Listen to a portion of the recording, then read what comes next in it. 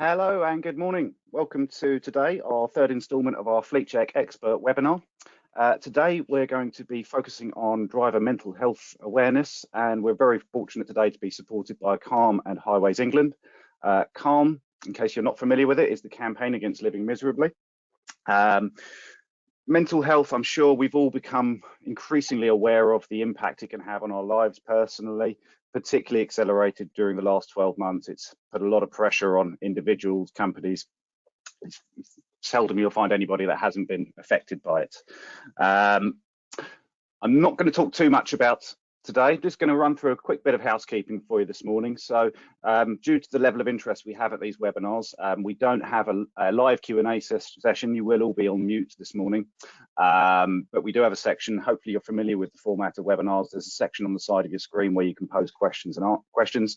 We'll have a roundup at the end of the session today where we'll go back to our presenters to get the A's.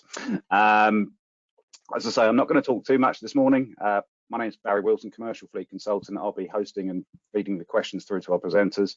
As I say, today, very fortunate to be joined by Andrew Brown, Business Development Director from the Campaign Against Living Miserably, and Mark Cartwright, Head of Commercial Vehicle Incident Prevention at Highways England.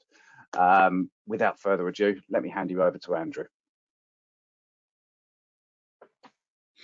Thanks very much, Barrie. There we go. Got the charts. If you can go to the first one, please, that would be great.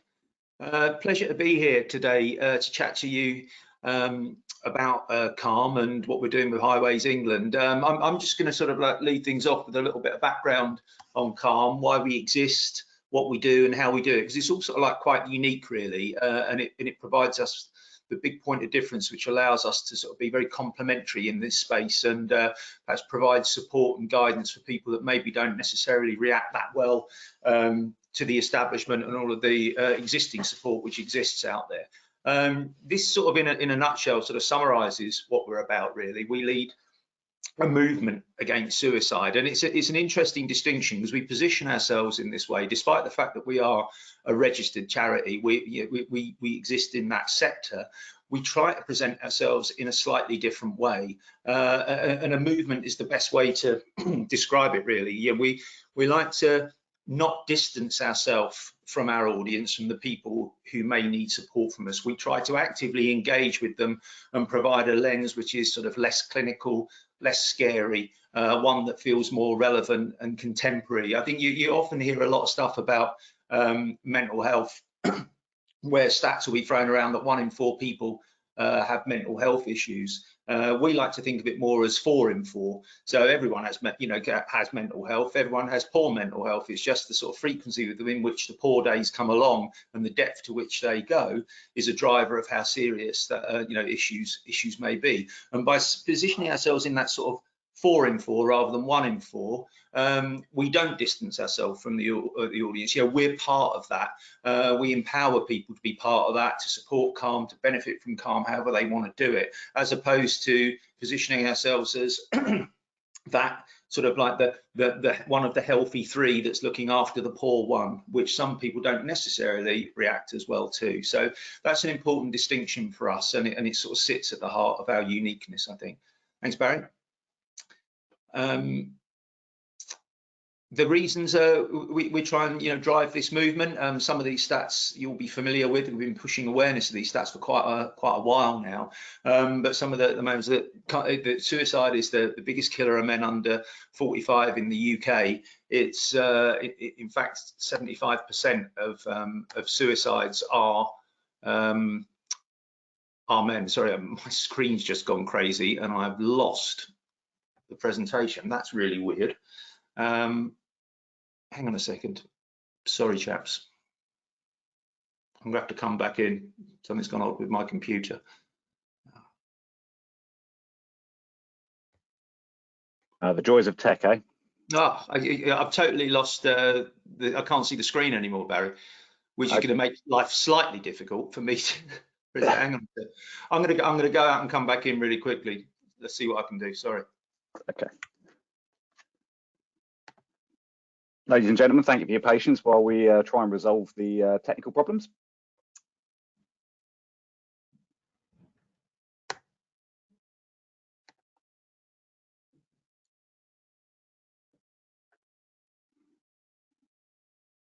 Who knew it was an issue for laptops under the age of 45 as well, eh?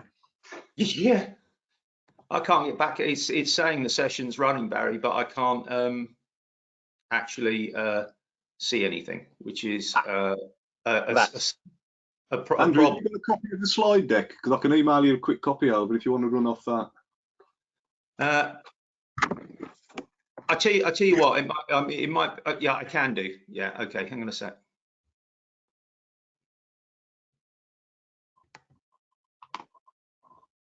Okay, let me give it a go. I'll give it a go. Okay. Next chart, Barry, please. So yeah, biggest killer of men under 45, and also 75% of suicides are men. But more recently, next chart, please, Barry. More recently with Evolve CALM, because we originally were there just for men, because men were very under-supported in this space. But in the last year or two, we've expanded our remit, so we're there for everybody now. And you can see there, the cause of suicide being the cause of death for 18 people every day, there was a duty of care to expand out what we do to everybody. So now we have a sort of high-risk focus, if you like, so that within the sort of core of what we do, men are a priority, men of all ages, but also younger people of all genders. So we're there for everybody now. The next stat, please, Barry. You see there in 2019, nearly 6,000 people died of suicide. And some of these stats, you know, they're quite hard to swallow. But over the years, we've managed to build awareness of the impact that suicide's having in the UK, and position CALM very much at the centre of providing support to help ameliorate that impact for people that perhaps don't, that have been left behind, shall we say, by maybe the more traditional and the more established players in this space. So next chart, please, Barry. How do we lead this movement? If I say anything, Barry, that that doesn't sound like the chart you've got in front of you, just shout and I'll try and switch. No, Andrew, you're doing a sterling job without your deck there, buddy. I'm sure I've missed people without having the okay, I'll try and skip through, because this is bringing me out in a cold sweat. All right, so okay, so how do we lead this movement? Next chart, please. Sometimes we shout about suicide, but it's rare. Probably once or twice a year we'll shout about suicide. And this next chart, you'll see Project 84, which is an example of when we did that. We don't shout about suicide a lot because, you know, people shut their ears to it, quite frankly. So when we do shout about it, we do it in a way which is hopefully incredibly impactful, incredibly engaging and game-changing. So some of you may have seen this campaign we did alongside Harry's Grooming and ITV, which ultimately in the end, I mean, it was a game changer for CALM. It raised awareness massively of both issue and CALM, and also it prompted a parliamentary debate, got us into number 10, and we managed to get a Minister for Suicide Prevention for the first time ever in the UK, which is quite incredible, really. So, you know, operating in this way, the way that CALM does, slightly unusual, it can make a big difference, and it does make a big difference.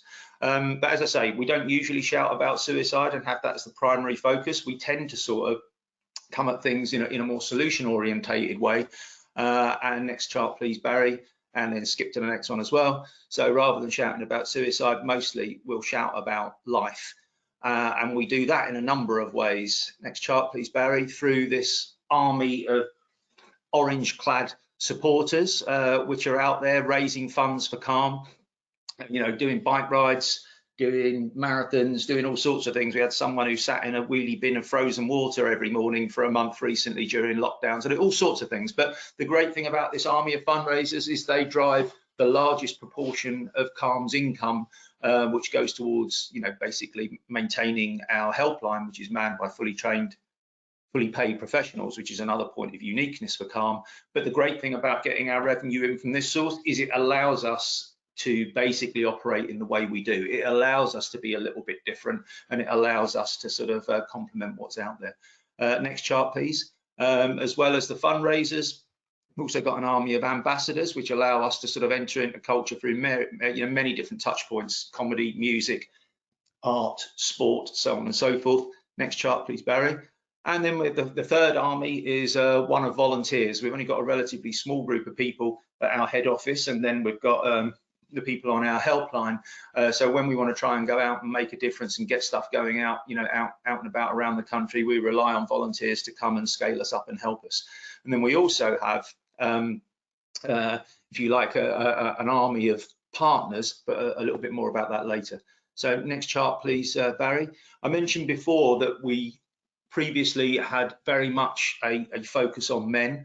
In fact, to the extent that we were there solely for men. But as I say, we've evolved this over recent times to become gender inclusive, largely because we found that a lot of incoming communications to CALM were from people of all genders, largely in a more youthful area when you went outside of specifically men. And I think a lot of the more recent surveys and government studies have shown that the increasing rate of suicidality is particularly sort of prevalent amongst younger people, again, of all genders. So we felt there was a duty of care to step into that space. So now what we have is a gender inclusive approach, but one which has a high risk strategy. So men are very much at the bullseye of what we do, as are 16 to 24s of all genders and some of the other groups that you can see there. Next chart, please, Barry. So why CALM? Well, we are incredibly different. As I say, some people say that we're out there to sort of challenge the establishment in this space, but we're absolutely not. We think, the likes of Samaritans and Mind do an absolutely fantastic job, but it's fair to say that a number of people have been left behind because they don't naturally gravitate to the sort of more traditional establishment players in this space. And so we're there not to challenge them, but to complement them and provide an opportunity for people who perhaps prefer the cut of our cloth, a slightly more alternative cloth, a slightly more progressive, contemporary, engaging cloth, I would say. So you can see there are a number of the things that make us different. Our brand personality, is very different. We operate through a number of cultural lenses predominantly, rather than stepping aside from culture, as I've mentioned. You won't see us on the streets rattling tins, so we don't present ourselves as a charity first and foremost. As I mentioned earlier, present ourselves more as a movement. And we do an awful lot of stuff through brand partnerships, which again really enhances the nature of our relevance. Next chart, please. So we operate in three primarily main ways. Intervention, that's through our frontline services. We've got a helpline, we've got a web chat, as I mentioned, all manned by fully paid, fully trained professionals, and we're expanding that now to allow people to access through different platforms like Messenger and so on and so forth that are that much more relevant to a younger audience, so that we're much more accessible to everybody. Collective action, I've mentioned, galvanizing people in many ways. The reason we got into number 10 was because we set we set up a petition to get ourselves into number 10 and got over 400,000 signatures on that, which are ultimately, galvanizing that many people to action. It's quite incredible. And then provocation, a number of our campaigns, especially along with partners, are there to drive both personal change, shifting to a positive behavior, or societal change, getting stuff done. Next chart, please, Barry. And how do we measure success? Just some numbers there. In terms of our service provision, we take over 12,000 calls and web chats every month. Nearly 600 suicides were directly prevented in 2019, a similar number for the year before. So our helpline is not only different in the fact that the people on it are fully trained professionals, but the nature of the support they provide is very practical, it's very solution orientated. And that again sets itself apart. The collective action I've mentioned with the petition leading to the minister, and then in terms of campaigns, just a couple of stats there that show the impact, awareness of issue, of the fact that suicide is the biggest killer of men under 45. We've grown that off the back of, I'd say, probably 4 campaigns in the last 3 years, taking it from just under 20% to nearly 50% now, which is incredible growth. And the growth of CALM itself, you can see we're now amongst all adults, we have a brand awareness of around 21%, which is probably about a quarter to a third of the likes of Samaritans and Mind. So we've got a way to go to get ourselves to that critical mass, so that we are a genuine option for everybody in the UK. Although our sort of like numbers, if you like, are much stronger amongst a younger audience and amongst a male audience. And sometimes our share of voice now, we punch above our weight incredibly, and we see during lockdown we've seen share of voice with the other 2 guys hitting somewhere near 80% at times. So quite incredible really, and well done to our comms team. Next chart, please, Barry. We operate, as I mentioned, through a number of different cultural lenses from from ambassadors through to brands, and that's one of the key reasons I think why we do punch above our weight and why we are so sort of like visible. And next chart, please, Barry. And as I mentioned, partnerships are key one of those cultural lenses. We try to work to mutual benefit, so we operate in a way that many sort of brand partnerships sort of like would work in the commercial sector, wanting partners to benefit to the same degree that we do. That's how you get long-term partnerships. That's how you get partnerships that really start to make a difference. And CALM, next chart, please. Barry, are you on the flexibility one or the mutual benefit one at the moment? Actually on the current partners one with the logos on it at the moment, Andrew. Sorry. Oh, okay, I'm getting through to that one. And we try and work in a way that's incredibly flexible, so that the sort of tone of voice of CALM can be sort of like tweaked, if you like, to suit the audience we're talking to and the brands that we're talking through. So when Mark comes on to talk about the CALM Drivers program, you'll see the tone of voice and everything is particularly appropriate to that audience which we're reaching out to. But some of the other campaigns that you can see there, some of the other partnerships, when we're working with Topshop and Topman, as were, the tone of voice would be that much more relevant for a teenage audience, and the channels they use much more appropriate for that audience.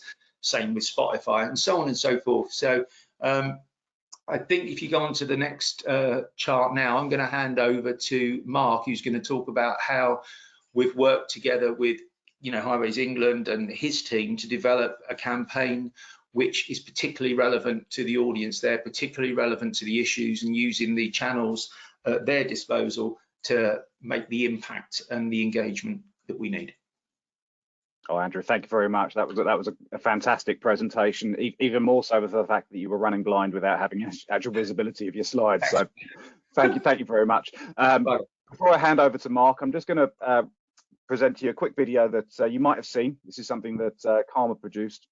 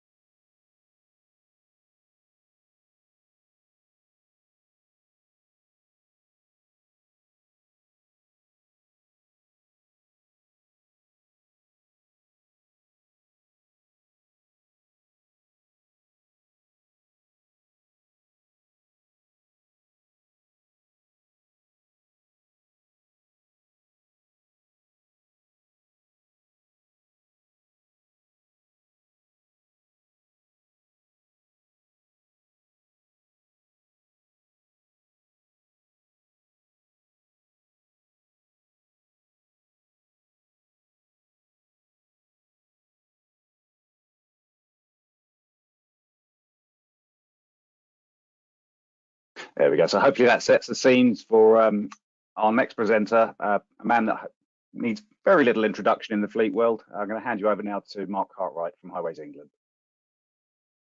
Great, thanks, Barry. Yeah, I did feel a little bit sorry for Joe actually with that, because we wanted to find a sporting ambassador, if you like, somebody who could help us just get the message across. And Joe was already signed up with CALM as one of their ambassadors, which was fantastic. But as Barry knows, I used to work with his sister, so we ganged up on him. So if he couldn't resist CALM's approaches, he certainly wasn't going to get away from his sister nagging him into doing it. So that was good. Okay, CALM Driver. Very good visual there of what we're looking at kind of explaining, really. And if you can just drop onto the next slide, Barry, if I just do a quick intro about Highways England and kind of where we come into this, I guess is the honest answer, is what I'm trying to establish. Highways England, we have the remit from the government to build, maintain and operate 4,700 miles of high-speed roads in England. That's for motorways. It's also what we call the all-purpose trunk roads, which are the fast A roads, the big A roads, mainly running between major conurbations in industrial areas. What's interesting from the point of view of the CALM Driver campaign is although they only represent a fairly small percentage of roads in England, they carry over 60% of all the freight traffic that's moving around the country. I'm the team leader for the Commercial Vehicle Incident Prevention Team at Highways England, and I don't need to explain it. Basically, we try and do what it says on the can. We're judged against two very linked KPIs. One is the number of fatalities on our network and serious injuries involving commercial vehicles, which is our KPI 1. Our KPI 2 is around the reliability and the free running of the high-speed network, and frankly, as you'll appreciate, there's very few things that reliability than people crashing on them, or indeed incidents involving mental health episodes with drivers. And one of the themes that I've been my time at HE, I've been here about 15-16 months now, is vehicles don't crash, people crash. I've yet to see a commercial vehicle that has overloaded itself or worn its tyres out on its own or taken a decision to speed or drive inappropriately all on its own. So a big part of our activity going forward is around improving driver behaviours and awareness of the various accident collision causations out there. And the last two bullet points for us is the suicide piece is absolutely a key issue for us. We know that there are suicides taking place on our network. We know that people use our structures to take their lives, the bridges, the various parapets, etc. And we're also conscious that there are sadly individuals that will take their lives or attempt to take their lives by deliberately crashing their vehicles into other vehicles, etc. So we're very conscious. It's a very real issue for us on our roads. If you can drop down to the next slide, please, Barry.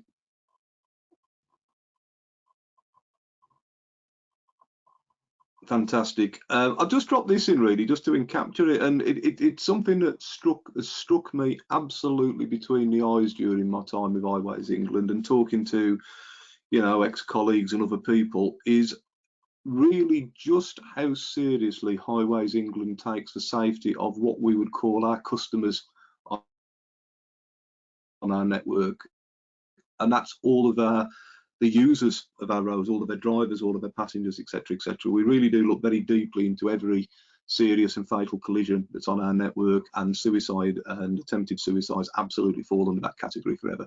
And that motto that we use, home safe and well, it doesn't just apply to our own people. That's exactly what we're trying to achieve right away across the network. So we do genuinely take this very, very seriously. Next slide, please, Barry.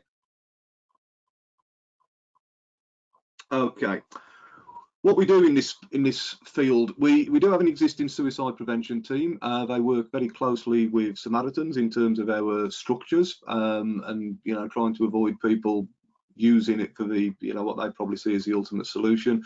And we're working more and more with CALM in terms of the kind of the awareness, and in particularly the driver space, where, as Andrew's already mentioned, our view is that the tone of voice fits particularly well with that community of drivers. It is ever so difficult for us to quantify exactly how many suicides and suicide attempts there are on our network, but we know it's a big number. We know it's increasing as well, which is maybe something to do with the kind of COVID situation, the post-COVID situation, and the amount of issues that's in there. And I deliberately put the distracted behaviour piece in there. Distracted behaviour, as you would expect, is a significant causation of collisions on our network involving cars, vans, trucks, right across the piece. What is very difficult for us to understand is what is behind that distracted behaviour. Clearly, if we're cutting somebody out of the wreckage still hanging onto a mobile phone, we clearly recognise that the phone had something to do with it. But to be blunt, if we've got somebody driving who's in a terrible state from a mental health point of view on our network, they're probably not going to be giving the job at hand their full attention. So it's a very real issue for us, both in terms of the defined, I guess, suicides and suicide attempts, but actually we feel it also plays in quite significantly to distracted behaviour, which is why I've been around it. And we've had a relationship with Andrew and CALM for a good few years now, and it's a very, very good fit for us. So if you can drop onto the next slide, please, Barry. Okay.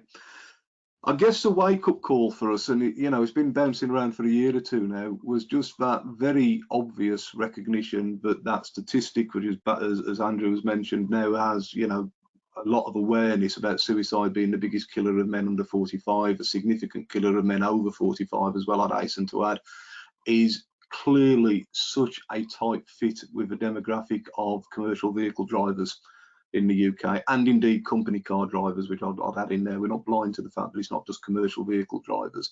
So it's obviously a very, very tight fit. What was really interesting to us was when we started, lifting the lid on it a little bit and get involved with talking to operators and driver groups and all the rest of it through various ways.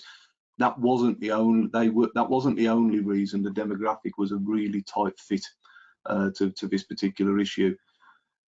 And I know I'm talking to people who know this anyway, but the pressure of the job, time constraints, the frustration of the roads, so many commercial vehicle drivers are effectively lone workers, truck drivers with nights out and very little contact with their peer group and their family, perhaps even van drivers who are based at home, who come out the door, get in their vehicle, go off, do the job, come back home. You don't know what's going on at home. They might be on their own. There might be a significant set of challenges at home. So they're very much lone workers. Long hours are endemic within our industry. And, we're also very conscious from some work that we've done with other stakeholders previously, that many commercial vehicle drivers aren't necessarily, feeding themselves as well as they could do, or necessarily as hydrated as they could be, which all plays into this lack of exercise. And again, particularly in these COVID times, not necessarily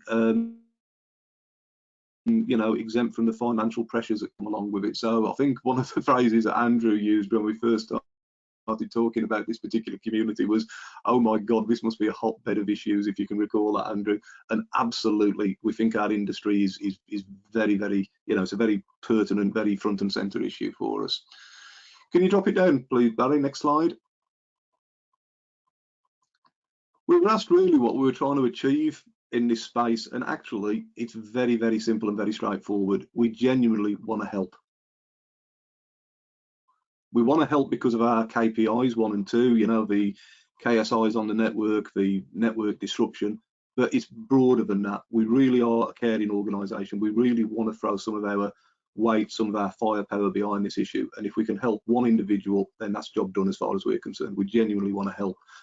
We wanted to start the conversation. I know Andrew, vocalises this a lot better than I do, but we're a very, very male orientated industry, and blokes find it difficult to talk about this kind of stuff.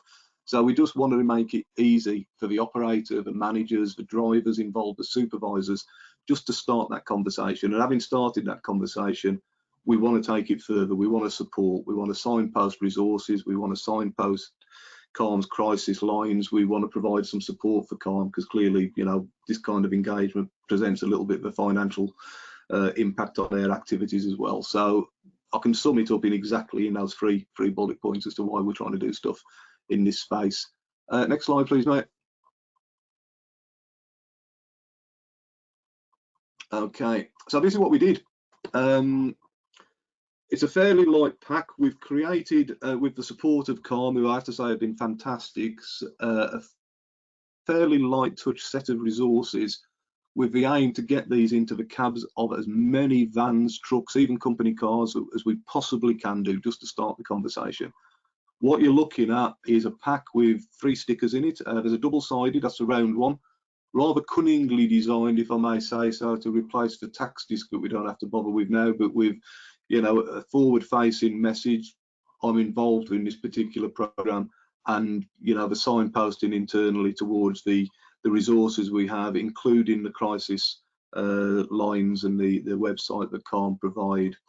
The little oblongy shaped stickers, there's a number of different variants with this, where we engage with CALM's pun development department to come up with as many different phrases as we can, just to try and keep the tone conversational and something that drivers could relate to. There's a couple of those packs. They're designed to go inside the vehicle. They're weatherproof vinyl, so they can go outside the vehicle if somebody's inclined, but it's really just to put something inside the vehicle, just to highlighted to the driver, the resources to the driver, and then there's a little double-sided A5 flyer that you can see there, which we've actually converted into a poster as well, which some organisations are finding useful to display in their, you know, restrooms and driver facilities and all the rest of it.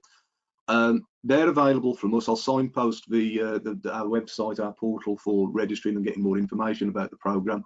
They're available as far as we're concerned. FOC, if you can drop that down. Well, we'll talk about that in a moment, but they're all available from us. There shouldn't be any financial reason why an organisation can't take these on if they feel it's the right thing to do. We also, and we'll test Barry's technical abilities now, we also shot a bit of video, and I guess the message we were trying to get across with this industry was so used to checking over the condition of our vehicles and remedying the condition of our vehicles if they're not as good as they should be. And basically, I don't see why the drivers, the individuals, should be any different. So check yourselves out as well. Can you play the video, please, Barry?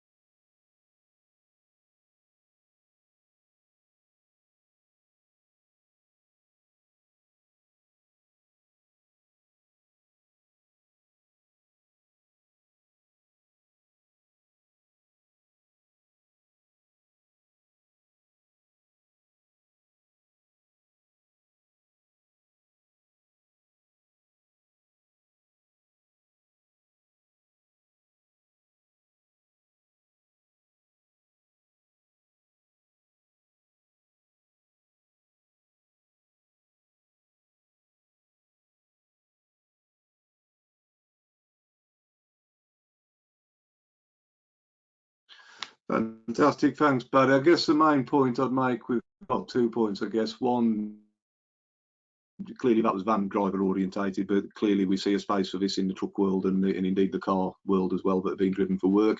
And just to manage your expectations, those were stunt stickers on the vehicle, so they're about 4 or 5 times the size of a real one. So don't worry that you're going to get a sticker that you'll need to put on the whole side of your van if you're interested in this. So thanks, Barry. If you can drop down to the next slide, please, mate.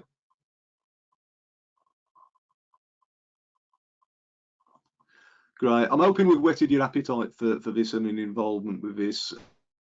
We see the driver pack that we've created as being the starting point for this. We're already thinking about other resources that we can add into this as well. So, you know, it's not a done deal yet. We're going to keep working on this and moving forward and working with the industry to raise awareness of this important issue, and indeed, you know, hopefully offer some thoughts about interventions and support. If you're interested in finding out more, the website there is the drivingforbetterbusiness.com website, which is a brand of Highways England, for those of you who weren't aware. If you go to the site, those videos are available. There's more information about the packs. You can register your interest, and then our guys will be back in touch with you to take the issue forward with you. So please, so it's all FOC as far as we're concerned. Please, register your interest and use the resources, because it's an important issue. It is FOC. We're funding it up at the moment. There's no problem with that at all. However, as I've already mentioned, we know that this makes a bit of a demand on CALM. We know that the more of these packs that we get out, the more calls they're getting into their fantastic crisis line from people in at a time of need. So we're just asking for a suggested contribution to CALM to cover off some of their costs. And it's an honesty box things. We're not tracking it. It doesn't stop you getting hold of the materials, but we're very hopeful, and it seems to be the case that most operators and most individuals are happy to recognise that with CALM. And we just make a suggestion of something like a couple of £1 per pack into CALM, and again the links to do that are provided when we provide the material. There's also opportunities for a bit of extra branding on the kit and sponsorship and putting your own company's name on it and all the rest of it. So if that's something that you're interested in, please get in touch, because we can talk about that. You can do that via the drivingforbetterbusiness.com website, or by all means drop me an email at mark.cartwright@highwaysengland.co.uk. I'd be very happy to pick that up on you. So that's it from me. I think Barrie will be answering any questions if anybody's got any, but thanks for your attention to that so far. Now, Andrew, Mark, thank you. That was a fantastic presentation. And again, Andrew, I'd take my hat off to you presenting without a slide deck. Fantastic job. Had a question coming in. Just to let you all know, there will be a recording of this webinar made available. You should receive an automated email from the GoToWebinar platform probably in a couple of hours time post this event. I'm going to go back to the last slide quickly just to remind people of how they can get involved. Any other questions coming in? Give it a couple of minutes. Mark, Andrew, is there any final points you'd just like to finish on at all? Not from me. Just thanks for having us, and and taking the time to listen. If there are any questions, happy to try and answer them. Yeah, and I guess the only one from me is this is a big and important issue, and we will only make a difference with the support of the industry. So please, if you're even 10% interested in thinking about it, please get in touch, and if we can work with your organisations or individuals, we'd be more than delighted to do so. That's wonderful. Again, Mark and Andrew, I'd just like to thank you for your time today, talking to our audience here. Doesn't look like we've had many other questions come in, so I think obviously a fantastic presentation from you both, left everybody with no questions from it. I'll circulate an email later on this afternoon with some links to the Driving for Better Business website, and also for the videos that were featured in today's session. Unfortunately, they won't be in the recording, the limitation of the software, but I'll make those available to you all so you can use them for toolbox talks or just starting the conversation, really. So again, thanks for your time, everybody, today, for dialing in. Andrew, Mark, thanks again, and stay safe, everybody, and tune in for next month's. Thanks, guys. Cheers. Cheerio.